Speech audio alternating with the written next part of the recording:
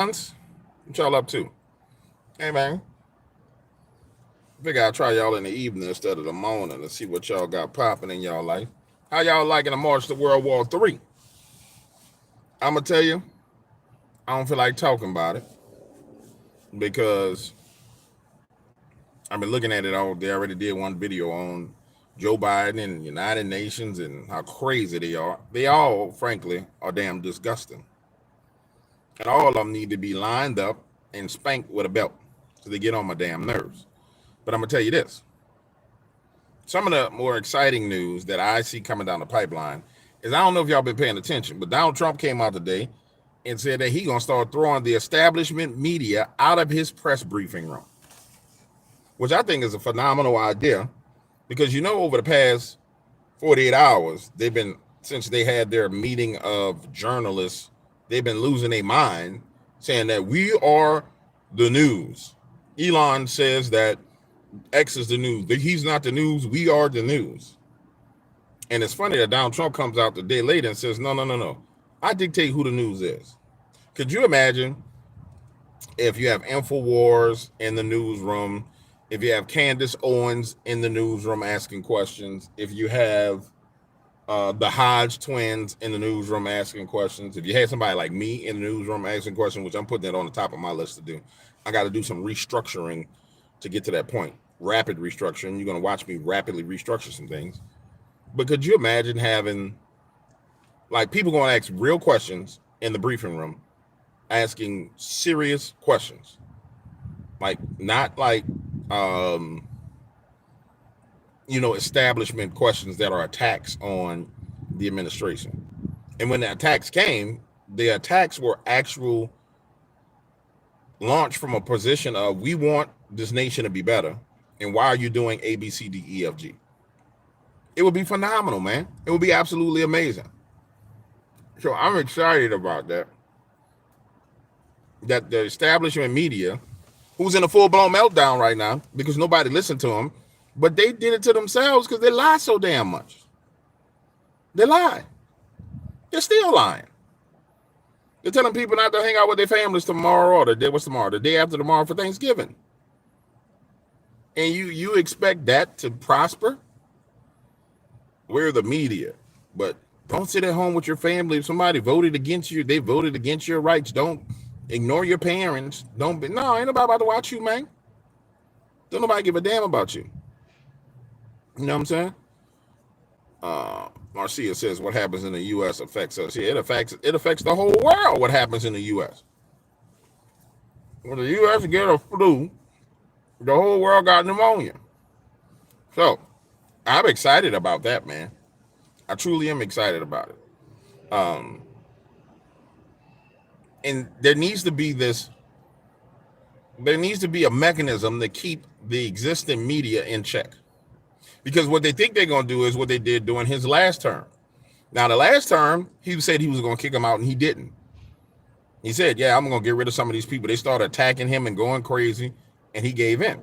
Well, as far as I'm concerned, Donald J. Trump, and we're going to talk about some of his selections and picks, like Sebastian Gorka. I don't really care for Sebastian Gorka, but it is what it is.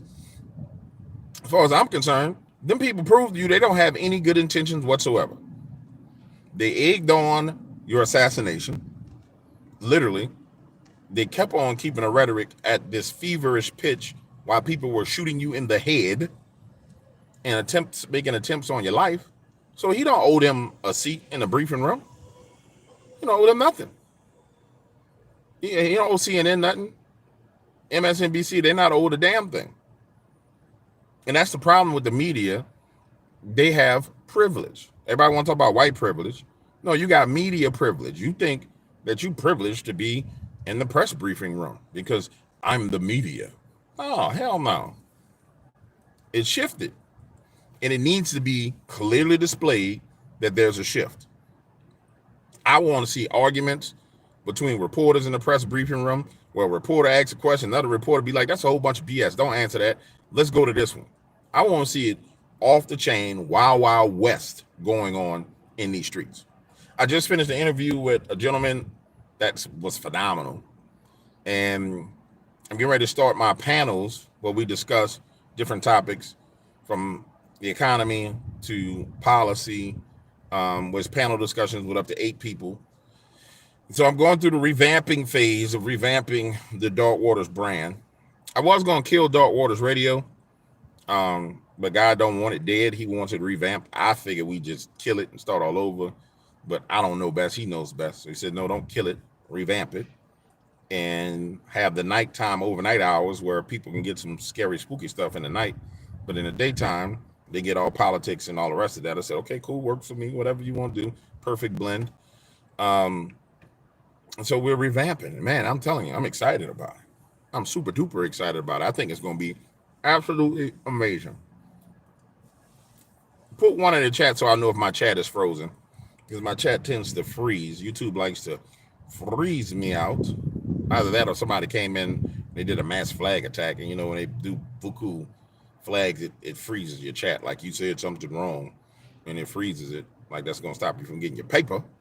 But nonetheless, watch the next thing that I'm tripped out about, and I don't mean in a bad way. Have you guys noticed that all these governors came out and said they were going to obstruct Donald Trump trying to remove these illegal migrants from Democratic cities? And they were like, yeah, we're going to be in opposition to him. We're going to oppose him. And then Tom Homan came out and said that, yeah, I'm willing to arrest these people. It was the Denver mayor or Denver governor. It might have been the Denver governor. Might have been the mayor. Probably was the mayor of Denver, Colorado. The mayor of Denver, Colorado that said, because Denver doesn't have a governor. I mean, the Colorado governor, Denver mayor. It was the mayor of Denver that came out and said, yeah, you know, I'm willing to go to jail if Donald Trump tries to come in and take these illegal, they are illegal, they call them migrants, but these illegals out of my city. And I'm not sure how these mayors think this is going to play out for them. You know what I'm saying? I'm not sure how they think it's all going to play out for them. I think they're under the impression that somehow, some way, that their constituents are going to continue to support them when they do such things. Like, it's almost like putting a nail in your own coffin. Now, certain cities voted heavily blue. And when you look at the map of elections, you have like this sea of red with these blue dots, right? So what it makes you realize is that in those blue dots, which will be the highly blue districts of the United States, and if you really chunk down to like what we will call it a Google Earth view of it, you would notice that it's little neighborhoods, it's pockets in neighborhoods, and you really look at it, the demographics are not in their favor. So, for example, let's say Denver, Colorado, and Denver is blue, but the area that surrounds Denver is red. Well, here's what happens to you if you live in Denver. When they come around those people up and those people flee into those other areas, they're going to get caught and they're going to be taken and they're going to be deported, right? So now you become like an island where you harbor all these people. So the crime spikes directly in that blue area, which we've already seen it over and over again, right? But it's going to get worse because they've come out and said, I'm going to defend our residents, not our citizens, not our, the best word to say is citizens of Denver. We're going to defend our residents. And it's a huge difference. Guys, hit the like button. We have 120 with 40 likes only. That's a huge difference than being a resident and a citizen. And so if I'm a citizen in Denver and I'm sitting there hearing them say, we're going to defend our residents, I say to myself, what the hell you mean you're going to defend your resident? I'm a citizen. I'm a taxpaying citizen. I pay my taxes. I pay my dues. I do what I'm supposed to do. What the hell do you mean you going to defend your residents? What is a resident? And that's what's getting ready to hit the front lines of the newspaper, especially as we continue to see these crimes that involve these people taking advantage of children. It's unfortunate that it's happening, but it's directly the faults of these mayors. And so, for example, it's going to take someone's child to get hurt or harmed, and for a family to sue the city that allowed these people in. And don't get me wrong, that's coming down the pipeline.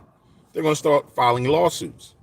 And these cities are already in precarious situations where they're damn near bankrupt, like Chicago, over these illegals. So now when people say, okay, I'm going to sue the city of Chicago because my 14-year-old was molested by one of these illegals, or because my house was burned down and they shouldn't have been here in the first place, now you got all these lawsuits on your hands because you were negligent and you broke the law. More importantly, it's illegal what they're doing. The mayors are doing is absolutely against federal law. And it's a shame that we got to get to this point. I mean, it truly is a shame we got to get to this point. But, I mean, how else do you solve the problem when you got hard-headed people who don't want to live in reality? You know what I'm saying? They refuse to accept reality of what the American people have chosen. They didn't choose your policies. They didn't choose to go fight a war. They didn't choose to give nuclear weapons to Ukraine. The American people did not choose any of these things in any way, shape, or form. We haven't chosen it. And so we find ourselves in many areas at a breaking point. You know what I'm saying? I mean, truly at a breaking point to where we gotta go left or we gotta go right. Either we go to World War III or we go to peace. Now, Biden came out today and announced a ceasefire between Hezbollah and Jerusalem or Israel. I don't think for 1 second that Joe Biden had nothing to do with negotiating that peace agreement. I don't think he had a damn thing to do with negotiating that peace agreement. I think Don negotiated that peace agreement. And if I was Donald, I would be sitting there telling Biden and say, hey, Biden, I'm going to make you look good, but you need to slow down on all this World War III shit.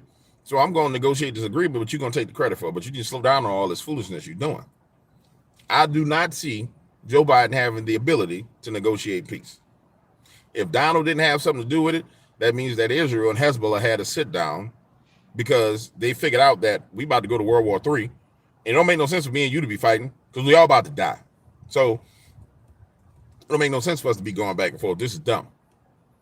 And don't think for 1 second that if World War III pops off, they ain't bombing Jerusalem. They're going to slam. As soon as we get hit, and they get hit. That's point blank period. That's what it is.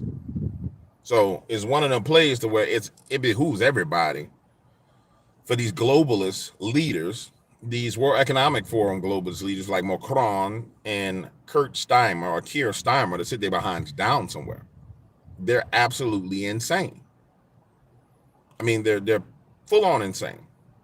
And what's killing me is somebody corrected me on the guy's name. It's Medvedev.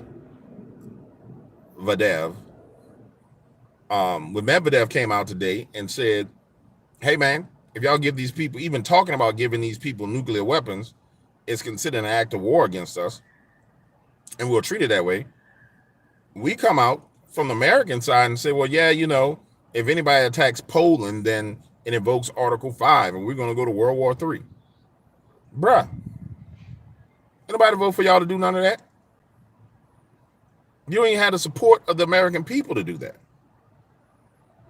They don't have the support of the American people to lead us into destruction. Nobody want to die over none of that foolishness. But they insist on pushing it forward. It's wild, man. It's absolutely crazy and insane that they think for a moment that the American people want anything to do with death because essentially they're a bunch of criminals and they done got caught. And so now that we done got caught embezzling money through Ukraine, billions of dollars, we done got caught breaking all kind of laws, we done got caught doing all these things, they just said we just gonna blow everything up. And I believe that's what they decided to do. They decided they're gonna just blow everything up rather than face the consequences. That's why I call the globalists a bunch of cry bullets. We saw that with Urinal Noah Havari. I call him Urinal, right? He did an interview where he was talking about, he said, well, if Donald Trump is reelected, the the global new world order is over. It's done. Because they're a bunch of cry bullies. They've articulated that it's the global new world order. And this is what they haven't taken into consideration. So let's take a Klaus Schwab. Let's take Yuval Noah Harari. Let's take Kurt Steimer and Macron and all these leaders, right? Let's just say y'all blow the whole world up. Y'all destroy the whole entire planet, and you go underground into some kind of bunker. You think you're gonna survive? What you think you gonna live underground for the next 50 to 100 years, and then come back up and do what? If anybody survives, which somebody gonna survive somewhere, they coming for your throat because they know you did it. And there's gonna be a lot of people coming for your neck. For example, EMP, like case scenario. You know what I'm saying? New York get hit, EMP blast, take out the power on the whole East Coast. You know what I'm saying? Just something like that. Well, let's just say EMP over multiple EMPs over America. The power goes out, and we go through the phase where people scavenge for food. 30 days later, there's no food. They be turning to cannibalism and start eating each other and doing all kind of crazy stuff. At some point in time, them people coming for you. Once they ate each other, did everything they could do, at some point in time, they come and looking for you. Somebody may say, well, they're going to be hiding in the Cheyenne Mountain. That don't matter. It don't matter if 5 million people looking for you. It don't matter. They don't have nothing to lose. We had 209, guys. Hit the like button. Let's get up to 100. They don't have nothing to lose. They don't have anything. I think people think it's going to be Hunger Games, and they're going to have control over people. And that's a stylized, idealistic view of the aftermath of Armageddon. Let's speak about sure what. Give me a second, guys.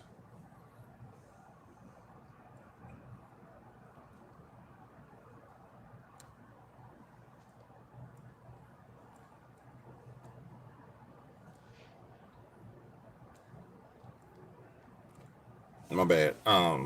That's a stylized version of what Armageddon would be. You know what I'm saying? Where, people are in these districts and you have this big city and you have all this control and, they're starving on the outside of your city, but that's not human nature, dog. That's not the nature of man. Not in a disaster situation.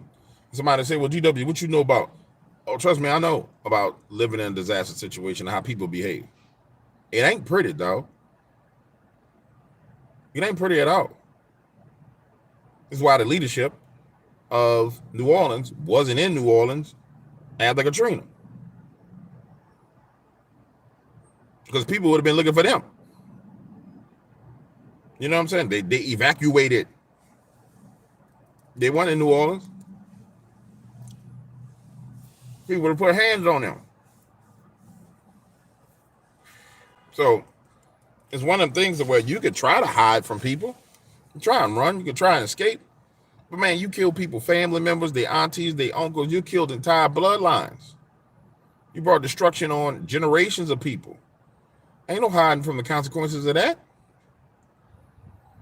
There's no hiding from it. Not to mention you add in all the anxiety that people who are aware of what's going on have, the heightened level of anxiety. Now, you got people riding around right now, they see it on the news, they don't have no clue. They're like, oh, they take for granted, oh, my job, I'll be able to go to work tomorrow. Those are the people who forgot what we just went through with 2019, 2020, and they just forgot about the fact that, yeah, the world could change overnight. But those of us who actually have eyes that are open, ears that are open, we're sitting there saying, nah, these dudes wilding out. And they said, no, we don't like this. We don't appreciate what you're trying to do, man. We don't appreciate it at all. But that's what happens when you are born a child of a billionaire and you're a Satanist and a globalist. You have no truth in you. And that's what we're dealing with. We're dealing with overly privileged children of rich people who never had a spanking, who never had their nose blooded, who never had a tooth knocked out of their mouth, who never had a black eye, that are not getting their way. And just like when they were a kid at home, they're throwing a tantrum and acting a damn fool because they can't have their way. Problem is, everybody's not like them. I don't think Vladimir Putin is like them. In fact, I don't even think the Russian people as a whole are like them. To the point to where I believe the Russian people like, nah, they bombing us, they doing this, they're doing that, we need to whack them. Point blank, period. And they are aware as a population, they are aware of the consequences and ramifications of what's going on. That's why you saw them in the streets cheering when Donald Trump won the election. Because they're like, finally, we can get away from this war and we can get away from World War III and all of us dying. But what happens is when you push your people to the edge and you put them on death's ground, they're just like, all right, well, whatever. As long as y'all die and we die, we cool. And that's where the Russian people are getting to. They're like, man, okay. As long as they die. So now we got them coming out in the news saying they're going to do a preemptive strike on Russia, which, again, I'm a preference everything I'm saying with this. You don't come out and warn somebody that you're going to do a preemptive strike. You just do a preemptive strike, right? So a lot of this is talking back and forth. You don't tell somebody, hey, I'm about to come to your house and shoot you in the head. If you're upset with them, you just come in the house and shoot them in the head. The simple fact that they're telling Russia what they're going to do means they really don't want to do it. You know what I'm saying? Because if they were about that action, we would have woke up today and they would have bombed Russia. So some of it is brinksmanship. Some of it is probably pre-positioning for negotiations under the new Trump administration. Some of it is hostage taking on the side of the American deep state, saying we're going to hold the whole world hostage, Trump, if you don't give us our way. I wish I could be privy to some of the conversations that are going on in the background behind the scenes, because there has to be a whole bunch of saber rattling going on behind the scenes in the background. I mean, a lot of it has to be going on in the backgrounds behind the scenes. But we don't get to hear that stuff. So what we end up hearing is what hits the news, which is the sections of conversations that are targeted to provoke reactions. You know what I'm saying? So there's certain things being said to provoke reactions from the Russian government. The Russian government is saying things to provoke reactions from the American government. We're hearing those things. Those are the things that are coming across our eyes and our ears are seeing. We're seeing and hearing those things.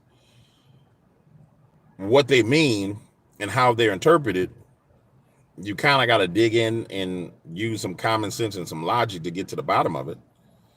But nonetheless, all common sense tells you that you don't need to be discussing dropping nuclear bombs. You don't need to be discussing pushing the world to the brink of war. That's just common damn sense. And the craziest thing is our fault. We're at 133. Thank you. Can we get up to 160? How about 30 or more? Y'all hit the button. And to do it, you just tap the screen with your finger. Tap, tap, tap. Watch. Do what I'm doing. Tap right here on my thumb.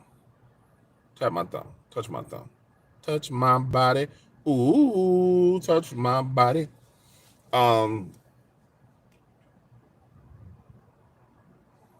So common sense tells us, common sense should kick in and say we don't need to do this.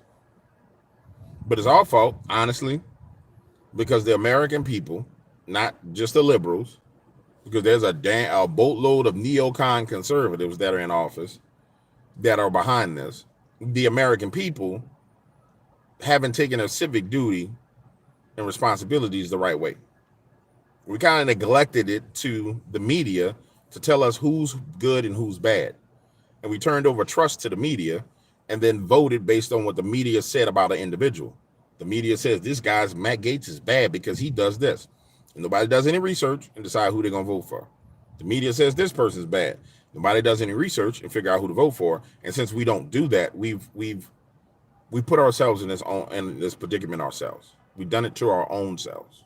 So we all are responsible, both liberal and conservative. And that's where we have to meet to solve the problem. It can't just be 100% finger pointing one side to the other, because both sides are guilty of just letting a bunch of damn rank devils in the door and letting them decide the future of America. There's been ample places or opportunities to stop them, and it just hasn't been done because people haven't been paying attention. And been paying attention to other things. And it took us to get to this point where bombs could fly, buildings could shatter, children could die, before we understand it. And I submit this to you. Like if I was on the news and they start talking about migrant children and separating families, I would change the subject and say this is not about migrant children or separating families, it's about American families and the fact that we are at the brink of nuclear war. What about the American children that would die at the hands of nuclear weapons? Wow, you worried about illegal immigrants and separating their families, they're going to die too. But what about our children? What about the preschools of children that will be outside playing the day the bomb hits? What about the little kid that's on the swing, swinging back and forth, ready to jump off, and they get disintegrated in midair? What about them? Who cares about them? Who gives a damn about them? You know what I'm saying? And this is part of the reason why the mainstream media does not want social media commentators to talk, because it shatters their narrative. And what everyone has to do is become efficient and proficient at shattering their narratives immediately. I mean, for example, watch this. We know that if you cross the border into America without coming through a port of entry, you've broken the law. So you are here illegally. They reframe that as migrants, right? So when you call them illegal alien, they say they're a migrant. When you say they're illegal, they say no, they're legal migrants. And so they've already framed the conversation where they have victory. So you have to break the frame of the conversation. You have to establish the truth. No, if you came through a port of entry, this is why I love Tom Homan. If you come through a port of entry, then you come here legally. When you come across the border without coming through a port of entry, then you've come illegally and you've broken the law. And that's what has to be established across the board as it pertains to everything. Law and order. Once we establish that again, now we can deal in some form of truth, which goes back to why I think that Donald Trump should kick out the establishment media from his White House press briefings. Because as long as they have access to create narratives, they have access to turn the American people against their own government that's trying to help them. And so they have to be destroyed. And so anticipate there being a hardcore battle between those of us who are on social media who have 1 million plus subscribers versus the mainstream media, which is why you'll notice that I'm getting ready to start. I took a break from doing all the things that will push me to 1 million, because I was just tired of like that work schedule, which is why you'll notice I'm getting ready to put my foot back on the gas again, because you need to be at least 1 million, 2 million to be a part of the conversation. But you'll notice that there's going to be a full-out war between social media influencers and the mainstream media. Now, the wise people who are smart that are in the mainstream, they understand that, and they bring on social media influencers to have them be a part of the conversation, because they know they can't defeat the tide. But those other ones that are going to try and fight this tide, they're going to try and fight the inevitable, is what the battle's going to be. And I ain't gonna lie, I want a piece of that battle. That's a fight I want in. I want in that fight. You dig? I want 100% into that fight. because it's going to be the fight of the century. I had a person call me the other day, that was yesterday, to ask me about the paranormal cryptid community, and am I at war with people, and am I gonna? No, I want to be clear with all of you. There's no real battle to be had there. There's nothing to fight over. There's no purpose for contention. That doesn't save this nation. That doesn't save my grandchildren. That doesn't save humanity. Doesn't affect humanity in any way, shape, or form. The real battle is this one, where you can participate and shape the new world for your grandchildren and your great grandchildren. So that's why I don't give a damn about arguing or fighting with anybody there, because I want to be in the right fight. The right fight is this one. That's the right battle to have. That's the right position to be in. And that's the battle that we face if we can make it through the next 60 days. When I tell you, if we make it through the next 60 days, it's on and popping unlike anything you've ever seen. It's going to get buck wild. I mean, you're going to see people pop up in places that you would have never. Your same favorite people you watch on YouTube going to pop up on television, and they're going to be slaughtering people because there's a new version, a new brand of people who are authentic that are getting ready to take the reins, because the American people they're tired of lies. That's why you look at MSNBC and the numbers are crashing. That's why CNN numbers are crashing. Everyone is tired of liars in the mainstream media, and people want authentic, real conversations from regular people. They don't want nobody reading off no teleprompter. They just want, okay, why are we at war? Because A, B, C, D, E, F, G. Why would they do that? Because A, B, C, D, E, F, G.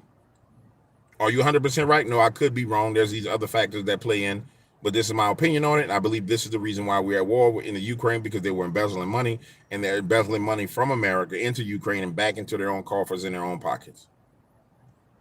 And then people will go and look it up and learn and figure it out for themselves. It's why there was such contention over Alex Jones. That's why there's still such contention over people like Alex Jones and Candace Owens and people like that getting demonetized and banned and all the rest of this, because authentic journalistic voices that have no allegiances to a larger system are a threat to that larger system. And therein lies a problem. That's why we see social media came out calling for censorship. Not social media, the mainstream media coming out calling for censorship of social media. That's why at their last little journalist convention that they had, the guy was on there ranting and raving and saying, X is not, those on people on X aren't journalists. We are journalists. We went to school for journalism. We did this, blah, blah, blah, blah, blah. I mean, he was having a conniption fit. That's the death rattle of the mainstream media. Just that's the spirit leaving the body of the mainstream media. They're on their last breath, and they know it. They absolutely know it. And on the way out the door, they're going to try and do as much damage as possible. We are at 196. All I need is 4 more people to get to 200, and I have a great ratio, man. 4 more people tap the phone with your finger, and I have a fantastic ratio. And so as they go through their death rattle,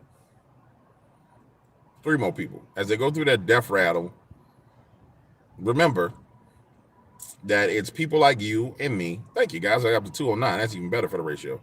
It's people like you and me that make a difference. And it's easy for you to get in the game. All you got to do is, you don't want these platforms, turn on the camera, start talking. Now, you're going to go through some things when you start talking, because people are going to oppose you, and that's fine. State what you got to state. Keep it moving. You know what I'm saying? But the more people that are active at this point in time, the better. The more citizen journalists that are active, the better. And one of the things I'm going to do is I'm going to start doing a show where I bring on a younger generation of people, college students, and hold conversations with them because they have concepts and ideas. They're in that phase of life where you're young and you think you know what you're talking about when you really don't know nothing. You know what I'm saying? They haven't hit the age where they've matured enough to go through life and life changes their opinions. But their trajectory is set at that young age.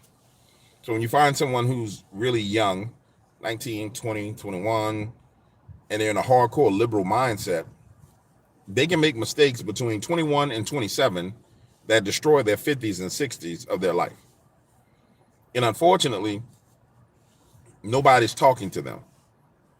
And nobody challenges them on what's said and what they believe in a way that would be an open discussion and an open dialogue that would help them.